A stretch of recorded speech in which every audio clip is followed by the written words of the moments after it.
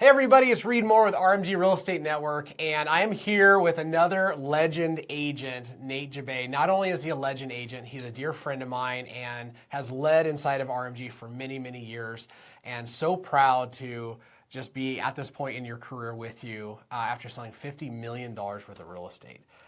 How did it start? My start was way different. So I am faith-based, strongly, very strongly. And I didn't actually see myself doing real estate, but I was going through a time of fasting and praying, and I literally heard God tell me to quit my job and get into real estate. And so that's how it started. I never would have seen it coming. Yeah. So what was walking through? You're going from a steady paycheck into a job that doesn't have a steady paycheck, and moving to a different community. What was that experience like? It was scary, and there was definitely a learning curve.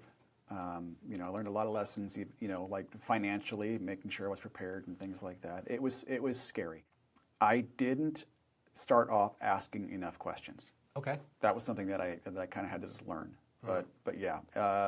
Tell me more about that. Like, what do you mean by that? Just when you're in a career where the work comes to you. So I worked for the Department of Corrections. Mm-hmm.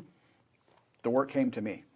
Yeah. That's how that goes. There was never a shortage. Sure. You just showed up, you punched the clock, you did your job, and by the way, that was a great career. So when you go into a job where you have to go and find the work, it was just different. And so I was so programmed to let it come to me and just do my, just go task to task. It took a second for me to understand, I have to make things happen. And that took a while. And so I believe that had I asked more questions and things like that, I probably would have learned that lesson faster. Yeah. So it was a learning curve, like any changes. It was a learning curve. What was your experience in growing through learning all the things you've learned in real estate? I always had a curiosity about real estate, and it was really more, you think of like playing the game cash flow back in the day. Like I always had that curiosity, but I never pursued any of that knowledge or really like dove into it. My growth through it all was once I started to put all the pieces together, I realized how amazing it all was, because you're talking about a career where you have to figure it out, you have to go and find the business, but once you understand how it all works together and how it can benefit you and how you can use real estate not just as day-to-day sales income, but also use it as a tool financially, you put all that together, and it absolutely changed my life, honestly. Yeah. What did you learn about that through helping clients in real estate? I learned that if you are upfront with the challenges that are in front of you and you recognize that there's going to be ups and downs in the process, you just set expectations ahead of time. You're going to do so much better when it comes to once you hit the challenge, there's a mindset shift, from the client's perspective of, right, of course there's a problem. Sure. We talked about this. We knew this would happen. Whatever it is. They don't know what the challenge is going to be. They just know there was going to be a challenge. And so I think I learned just how to help people move forward knowing that challenges are normal versus looking at something and going, oh man, how in the world? No. Of course this happened. Yeah. Of course there's challenges. And that translates to, when you start to, impart those same lessons to your children, they understand that difficult things are normal versus just thinking that everything should coast along just fine. And then when a problem arises, no, difficult things are normal. And all you have to do is collaboratively figure out how to get through it. What are some of the biggest skills that you've learned over your years getting to that $50 million in production mark? I'd probably say, a skill that I had to learn and I'm still growing in, is to be really proactive with, as things are put on your plate, you have to actually do them. Oh, sure. Yeah. And if you let something stack up, you'll find that, this is a bigger challenge than I wanted to do today, and so I'll do it tomorrow. Oh, yeah. And so I think the biggest skill that I had to learn was to be proactive and actually doing all of the tasks day to day that come out and staying on top of them. I'm just going to flat out say I am by nature a procrastinator. Why do it now when I'd rather take a nap Sure. or go Yeah. play golf or something? And so I really had to learn to make sure that I was staying on task and to use systems and use tools of organization and lean upon leverage to make sure tasks were being done. Yeah, that makes sense. Yeah. What was your hardest transaction? What was the hardest thing that you did in working with a client in real estate? It's almost tough to say transaction because I think of the actual problem with the transaction itself. The biggest challenges I had were dealing with people. Sure. I can tell you a quick story. There was one time where it was a Saturday, and I get a phone call. We want to go and check out this place, and long story short, there was multiple offers, and we were able. I went and helped them right away, got them the home, and in the end, they ended up with a brand new septic tank. They ended up, I want to say, don't quote me on this, but I want to say it was $17,000 of equity they got, and their closing costs paid, and there was a tax lien on this home that we were able to get cleared. I mean, there was just a lot going on. Yeah. And it was a client that you could not please. Oh, sure. And I got a phone call from her saying, you're the worst ever. And it's kind of like, oh boy, so yeah, stuff like that those were the challenges I had to navigate, was to understand that you're going to encounter people who are going to hurt your feelings and make you doubt yourself. And, you have to understand that if you do your job as a professional, it will work itself out and you can go home and hang your head high at the end of the day. Love it. So how do you help people in real estate that are, ungrateful, or they're a lot of times there's so much fear and things that they're dealing with personally that they're just not at their best. How do you make the choice to serve that kind of person and experience joy out of it? Yes, you're right. There's a lot of people that go into a situation and they just handle stress terribly. Sure. And your job is to coach them through it. Right. And so for me, as long as I knew that I did everything I could, and again, I always go back to expectations. If you go back to the expectations and if you set the expectations in the first place and then refer to them again and keep reminding them, that's always going to be helpful. But then there's a part of it where you realize you cannot make them have the attitude that you want them to have. Sure. You can only put what's in front of you in front of them, and if you do your job correctly, you can hold your head high. But and the thing is there's always going to be that dynamic of, from those people, that it's me versus them rather than me with them. Yeah. And if you can understand that, again, if you're doing your job, you can't make them appreciate how good of a job you're doing. You can only do your best.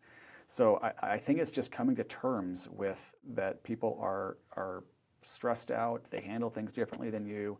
They have different perspective than you, and so you have to keep things fixed on the expectation that you set.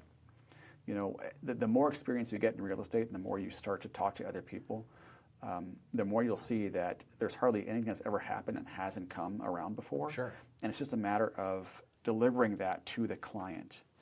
And if they don't handle that well, then it's just a matter of making sure that you keep them on track and focused on the fact that you do know what you're doing. Here's proof that I know what I'm doing, because we talked about all the things that would happen. They happened, and here we are. Yeah. And if they can't process that, then again, just keep a good attitude and move forward. Yeah.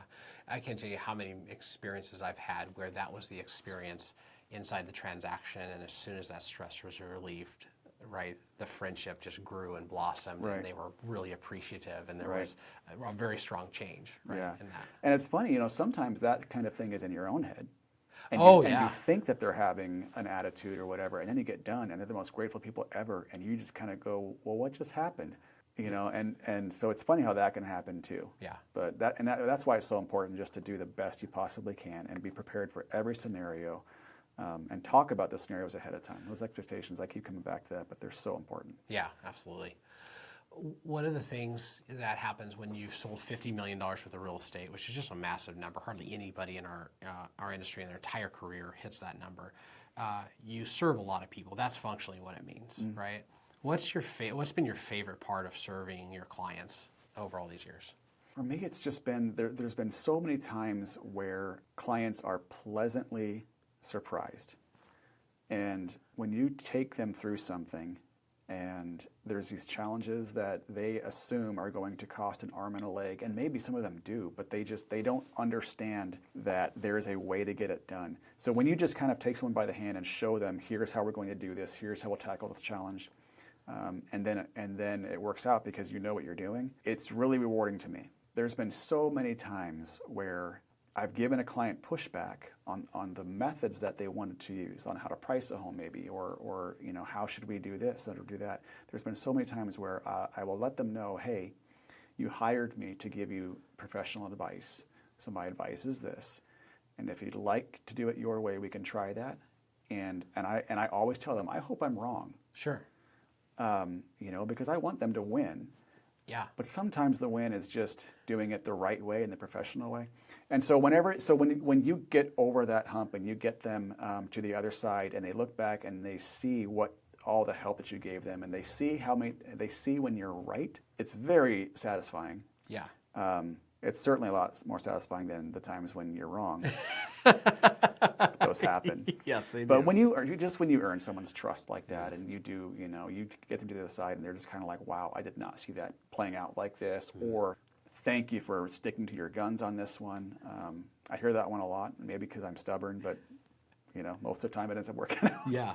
That's the most rewarding thing for me is just earning that trust, and then the next thing you know, they're saying, "Hey, use this person; they know what they're doing." Yeah. So one of the things that we talk about RMG all the time, that I talk about all the time, is we're a mission-based company, and our mission is to build wealth and wholeness with everyone we serve, right? Wealth financially, but not just financially, in all areas of life, and wholeness, right, which is that idea of nothing missing, nothing broken, right? Helping people kind of put the pieces back together. Right. How has that shown up in your life and your future, where you're headed? Well, so for me, wealth and wholeness, I think of, for instance, the Bible. There's a lot in the Bible talking about, and this is a buzzword in the Christian culture, but there's a lot talking about prosperity. Oh, sure. Okay, so I think people look at prosperity and assume that means money. Mm-hmm. But you can be very, very well off and be totally broken. Prosperity is like that wholeness piece that you're talking about. Yeah. So for me, understanding what is possible, and not just financially, but just what you can truly do if you are working towards a goal and learning how to work, and how to make things happen. When you can start to apply that to your life, yeah, big things are going to happen. And it's going to spread to others. Your spouse and your children are going to see, oh, you can do it this way. You can make your own destiny by finding out, learning from people, finding out what models and systems work, and then applying them. And that's the biggest thing, is if you learn how to apply that mindset of this is possible, you are going to build wealth and wholeness, because you're going to be exercising something that is proven. Yeah. Yeah. I love it, because I love what you said. It's not just to me, it's through me, right? There's this idea of propagating wealth and wholeness, propagating prosperity in other people, and healing brokenness and all that stuff. And it's like there's a higher purpose to business, right?